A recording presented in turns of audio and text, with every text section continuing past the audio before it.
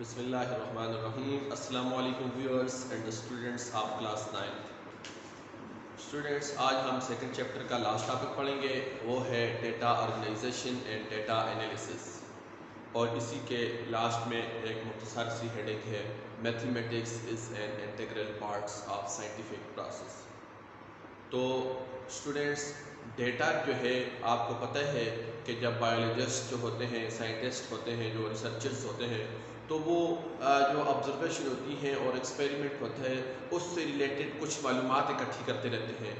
वो कौन कौन सी मालूमात जो है वो इकट्ठी करते रहते हैं डेटा का, यानी वो उसके मतलब कुछ वैल्यूज़, उसकी डेट्स, कुछ नेम, कलर, टेक्सचर, उसकी यानी जो भी वो कर रहे हैं उसके मतलब जो जो ऑब्जर्वेशन कर रहे हैं उसको नोट कर रहे हैं। अब वो कौन कौन सी चीज़ें नोट कर रहे हैं, यानी वो डेटा नोट करते हैं। तो डेटा का मतलब क्या है, वो कौन कौन सी चीज़ें नोट करते हैं। तो वो जो चीज़ें नोट करते हैं, जैसा कि वो अगर देखें वैल्यूज़ किसी चीज़ की, इसी तरह नंबर,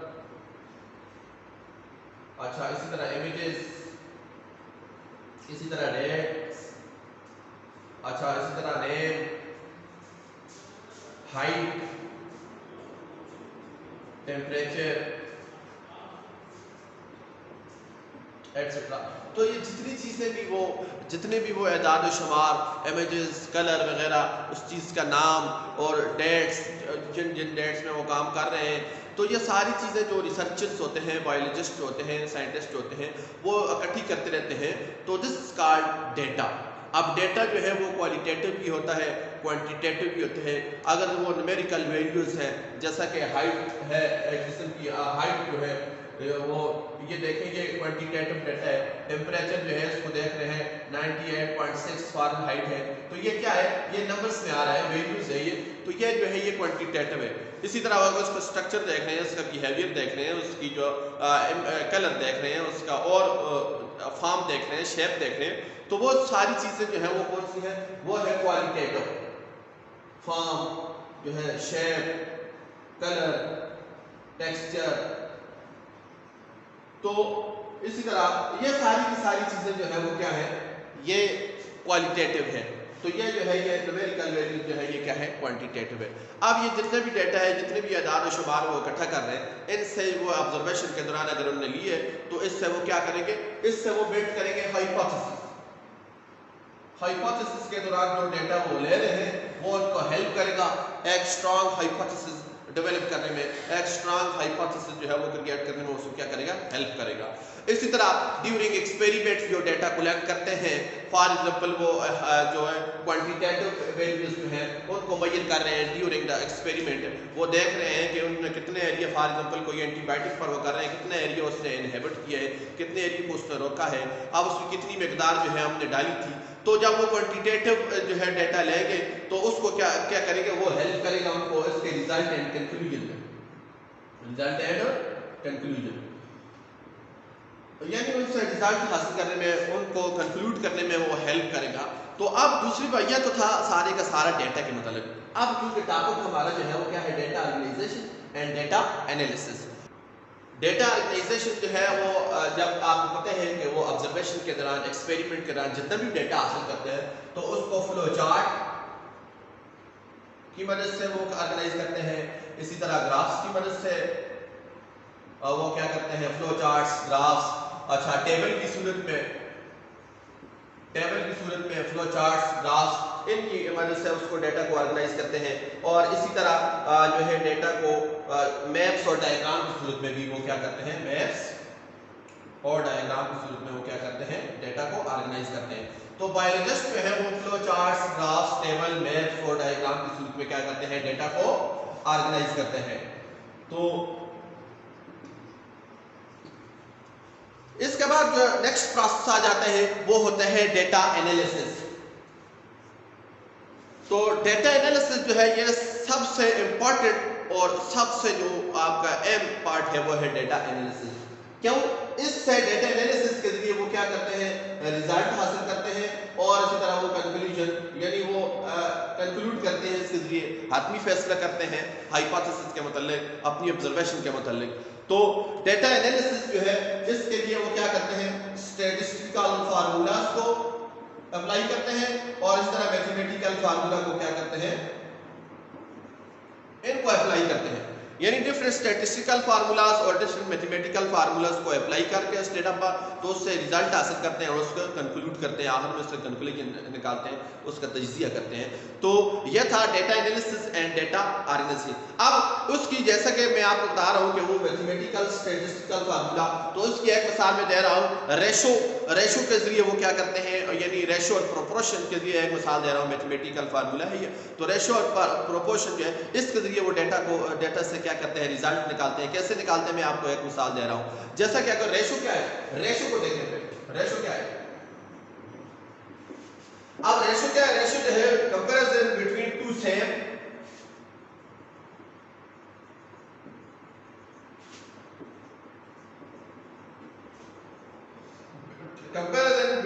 सेम काइंड ऑफ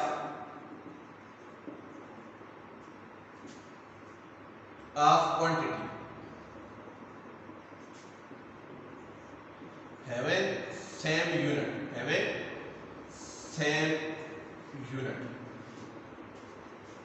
ये रेशो है, यानी कंपैरिजन है दो सेम किस्म की, एक जैसी किस्म की क्वांटिटी मिकदारों के दरमियान जिनका यूनिट जो है वो एक हो। फॉर एग्जांपल 4 किलोग्राम रेशो जो है उसकी 8 किलोग्राम चीनी 4 किलोग्राम उसमें से क्या वो खर्च होगी, ये एक रेशो है 4 रेशो 8, यानी 1 रेशो 2 आ गई, देखें इस हिसाब से देखें।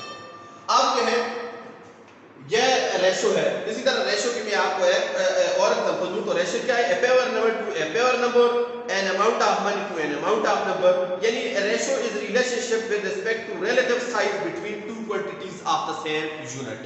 तो इसी तरह इसकी रेशो की मैं एक और मिसाल दूं कि एक साइंटिस्ट था, उसने एक्सपेरिमेंट किया, तो उसने देखा कि 6 सुपेरे जो है वो उनको मलेरिया हो गया आउट ऑफ 10। तो ये 6 निस्बत 10, इसको हम ऐसे लिखते थे 6/10, 6/10। तो हम इसको ऐसे भी, तो ये है रेशो है कि यानी 10 जो टोटल स्पैरो थी उनमें से 6 को मलेरिया हो गया।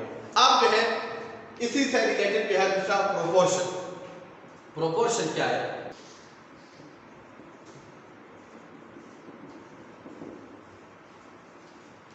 तो प्रोपोर्शन जो है, proportion mean to join two equal ratio, दो जो इक्वल रेशो है उनको जब हम ज्वाइन करेंगे तो वो कहलाता है proportion mean to join two equal ratio.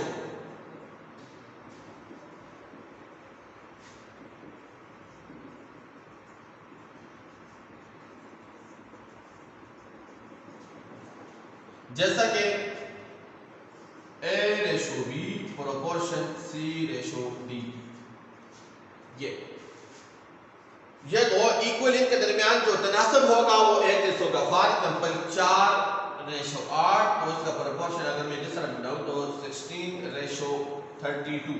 अब इनके दरमियान रेशो है, इनके दरमियान 1:2 है,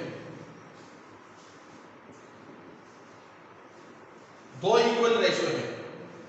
दूसरी बात, जो ये साइडों वाले होते हैं, किनारों वाले, इनको कहते हैं एक्सट्रीम, और जो दरमियान में होते हैं उनको कहते हैं मीन, तरफेन और वस्तें उर्दू में इनको कहते हैं। तो जो A एंड D यहाँ पर जो है दे आर कॉल्ड एक्सट्रीम, और इसी तरह जो B एंड C है दे कॉल्ड मीन्स। तो उर्दू में कहते हैं तरफेन और दरमियान वाले को, सेंटर वाले को वस्तें, वस्त दरमियान में। अब रेशियो और प्रोपोर्शन की अगर बात करें तो इससे हम अगर हमको इनमें से कोई सी 3 की वैल्यूज मौजूद मालूम हो तो हम फोर्थ वन जो ना मालूम है उसको मालूम कर सकते हैं, इसको हम मालूम कर सकते हैं। कैसे? फॉर एग्जांपल में यहाँ पर एक, क्योंकि ये स्टैटिस्टिकल और मैथमेटिकल फार्मूलाज है तो ये इंतहाई जरूरी है। स्टेट और मैथ के फार्मूलाज को अप्लाई करके साइंटिस्ट क्या करते हैं, रिजल्ट निकालते हैं, कंक्लूजन निकालते हैं, और इन ऑब्जर्वेशन की बुनियाद पर वो एक हाइपोथेसिस क्रिएट करते हैं शुरू में। तो अगर मैंने आपको बताया है कि जैसे कि ये प्रोपोर्शन है 1:B और इसी तरह C:D, तो ये जो है एक्सट्रीम्स है, ये मीन्स है। अब इनमें से अगर हमें मालूम हो, कोई सी 3 वैल्यू मालूम हो तो चौथी को हम मालूम कर सकते हैं। फॉर एग्जांपल एक एक्सपेरिमेंट कर रहा है एक साइंटिस्ट, उसको पता है कि उसने कहा है कि एक क्यूलिक्स मॉस्किटो है वो अगर 50 स्पैरोज को बाइट करे, 50 स्पैरो को बाइट करे तो उनमें से कितनी को मलेरिया होगा, जबकि उसने प्रीवियसली एक चीज मालूम कर ली है कि उसने एक क्यूलिक्स मच्छर को छोड़ा था 10 जो है स्पैरो के साथ, तो उनमें से 6 को क्या हुआ था, मलेरिया हुआ था। अब जो यहाँ पर अगर हम देखें उसी हिसाब से देखेंगे, अगर उसने कहा है कि अगर हमें मालूम करनी है कितनी हुई है, कितने में से 50 में से, जबकि प्रीवियस उसने स्टडी कर लिया है कि 6 हुई थी, कितनी में से आउट ऑफ 10। अब हमको ये निकालनी है कि 50 में से कितनी हुई है, तो हम इस फार्मूला को ये रेशियो और प्रोपोर्शन का इसका इस्तेमाल करते हुए क्या करेंगे, मालूम करेंगे।